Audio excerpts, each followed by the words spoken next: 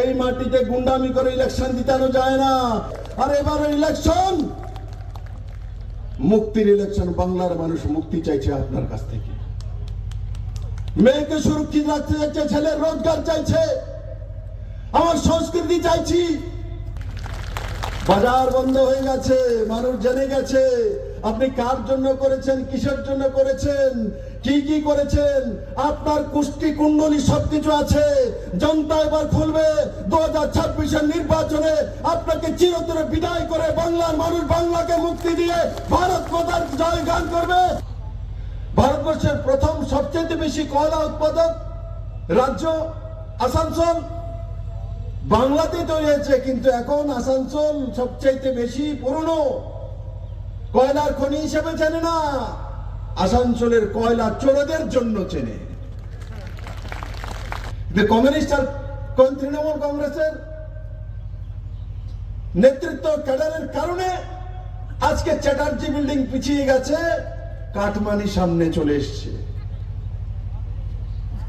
আজ হাওড়া ব্রিজ পিছনে চলে গেছে, ভাইপো সামনে চলে এসেছে। আজকে দুর্গাপুর স্টিল প্লান্ট, ভারতবর্ষের প্রথম স্টিল প্লান্ট, সেটা পিছিয়ে গেছে। দুর্গাপুর মেডিকেল কলেজের মধ্যে এমবিবিএস এর স্টুডেন্টের বলাৎকার হয়, ধর্ষণ হয়, সেটা এগিয়ে চলে এসেছে।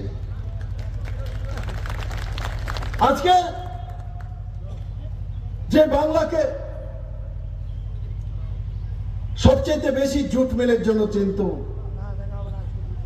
সেই বাংলাকে আজ সবচাইতে মিথ্যা বলার মুখ্যমন্ত্রীর কারণে চেনে। বাংলা ওনাকে মুখ্যমন্ত্রী বানিয়েছে, বাংলা ওনাকে এমএলএ বানিয়েছে, বাংলা ওনাকে এমপি বানিয়েছে, রেলওয়ে মন্ত্রী বানিয়েছে, এই বাংলা ওনাকে সবকিছু দিয়েছে। আর উনি বাংলাকে অনুপ্রবেশকারী দিয়েছেন, এই বাংলাকে ঘুষ পিটিয়ে দিয়েছেন। আমি এখানে যারা মুসলমান জন্মগ্রহণ করেছে, আমার দিদিও বসে আছে, তার জন্য বিরোধ করি না, কিন্তু দেশ বিভাজনের পরে যারা অনুপ্রবেশ করে রাতের অন্ধকারে এখানে আসবে, তাদের জন্য এক ইঞ্চ জায়গা ভারতীয় জনতা পার্টি আর নরেন্দ্র ভাই মোদী দেবে না। আপনি যতই চেষ্টা করুন না কেন মমতা ব্যানার্জি, একটি অনুপ্রবেশকারী এখানে থাকতে পারবে না। কিন্তু যারা জন্মগ্রহণ করেছে, মুসলিম হোক, হিন্দু হোক, খ্রিস্টান হোক, জৈন হোক, এরা থাকবে। আর যারা ওপার থেকে অত্যাচারিত হয়ে এসছে, এরাও যারা হিন্দু, বৌদ্ধ, খ্রিস্টান, জৈন, শিখ, এরাও এই ভূমিতে থাকবে। তাদেরকে কেউ এই ভূমি থেকে উৎখাত করতে পারবে না। এই ভূমি ভারতীয়দের ভূমি। কিন্তু একটা লড়াই আপনাদেরকে লড়তে হবে, লড়তে হয়। আর লড়াইয়ের পরেই সাকসেস আসে। যুদ্ধ তো একটা লড়তেই হয়। এখন এই রাজ্যের মুখ্যমন্ত্রী ভাবছে যে আমার কাছে কৌরব সেনা আছে, আমার সেনারাও বলাৎকার করে, ধর্ষণ করে, কোনো কিছু হয় না, আমি আছি, তাদেরকে ছেড়ে দেই। মহিলাদেরকে বলি 7টার পরে বেরোনোর দরকার নেই, মহিলাদেরকে বলি 7টার পরে বেরোনোর দরকার নেই। পশ্চিমবঙ্গের মহিলারা 7টার পরে বেরোবে না। যেই ভূমিতে মায়ের বোঝারা, যেই ভূমিতে দক্ষিণেশ্বর, যে ভূমি কালী মায়ের ভূমি, উনি প্রথম বলছেন ये বাহারি, ये বেঙ্গলি, ये নন বেঙ্গলি। উনি বাংলার মানুষ, উনি বাঙালি, উনি নন বাঙালি। আমি ওনাকে জিজ্ঞাসা করি, প্রতীক জৈন কোন বাঙালি? আপনি গেলে বাঙালি না হলে চলে। আর বিপ্লব দেবের সঙ্গে যদি কোনো জৈন ভাই দাঁড়িয়ে যায় তো বাহারি এসে গেছে। আপনার সঙ্গে দাঁড়িয়ে গেলে, আপনি ওনাকে বাঁচানোর জন্য ওনার বাড়িতে চলে গেলে, তখন কাকে বাঁচানোর জন্য গিয়েছেন? কোন বাঙালি উনি? কোন বাঙালি? কার ঘরে জন্মগ্রহণ করেছে? কি কাজ করে? কোন পার্টির নেতা?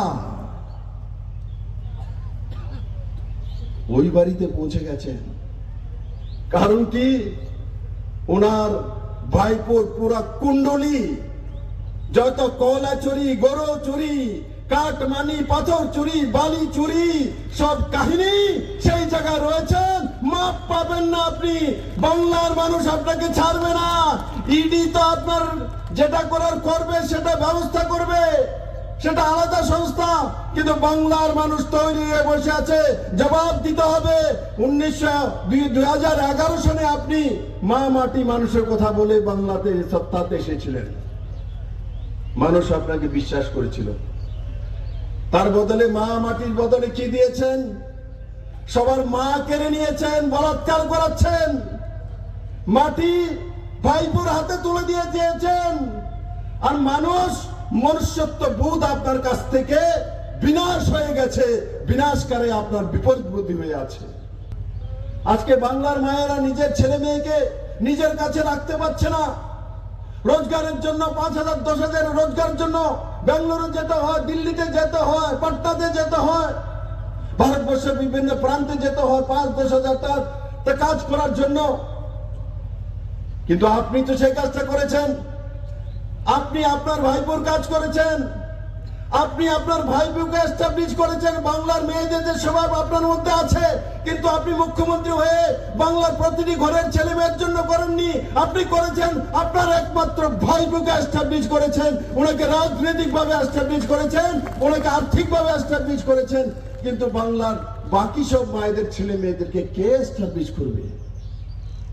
কে তাদের নিজের পায়ে দাঁড় করাবে? তাদের জন্য রয়েছেন, আমি প্রতি বিশ্বাসের সঙ্গে বলছি আপনাদের কাছে, রয়েছেন তার জন্য নরেন্দ্র ভাই মোদী প্রতিটি মায়ের ছেলে মেয়েকে রোজগার দেবে, বাংলাতেই দেবে। আর 1.5 কোটি যে বাংলা থেকে বাইরে রোজগারের জন্য চলে গেছে, তাদেরকে আবার ফেরত এনে বাংলাতেই রোজগার দেব, কারণ বাংলার কাছে সেই ব্যবস্থা রয়েছে। কমিউনিস্টরা যে কাজটা করেছে, ওনার চেয়ে বেশি করে দিয়েছে। চা বাগান তো এখনো রয়েছে। সমস্ত চা বাগানগুলির মধ্যে না হলে তৃণমূলের শেয়ারদার, না হলে ওনার আত্মীয় স্বজনের শেয়ারদার হয়ে মূল বাগানি যারা রয়েছিলেন তাদেরকে উৎখাত করে বেড়াচ্ছেন। আজকে কমিউনিস্ট এবং তৃণমূলের শাসনের কারণে, বিশেষ করে 2011 থেকে এই 2025 বছর ওনার শাসনের কারণে, যে বাংলার ছেলে মেয়েরা প্রতি ব্যক্তি, আর যখন দেশ স্বাধীন হয়েছিল তখন ভারতবর্ষের গড় আয়ের 1.5 গুণা ছিল। আর আজকে ভারতবর্ষের যে 1,72,000 টাকা গড় আয়, তার চেয়ে নেমে এসে 1,29,000 টাকা রোজগার করে বাংলার ছেলে মেয়েরা। কোন সন্তানকে যদি এখন জন্মগ্রহণ করে তো 77,000 টাকা তার উপরে ঋণ থাকে, তার ব্যবস্থা মমতা ব্যানার্জি করেছে। বিশেষ করে জনজাতির দেখে সান অফ সয়েল বলে, তার ভূমি। আর 2023-এ বিজেপি করার কারণে 4 মহিলাকে মাটিতে গড়াগড়ি করতে করতে তৃণমূলের কার্যকর্তারা এখানে তিরস্কার করে। তৃণমূলের নেতার ছেলে জনজাতি মহিলাকে দর্শন করে, মারার চেষ্টা করে। তার জন্য এই ভূমিকে স্বামী বিবেকানন্দ দুনিয়াতে চিনিয়েছিলেন। তার জন্য বাংলাতে আমরা দুর্গাপূজা করি, তার জন্য আমরা বাংলাদেশ সরস্বতী পূজা করি।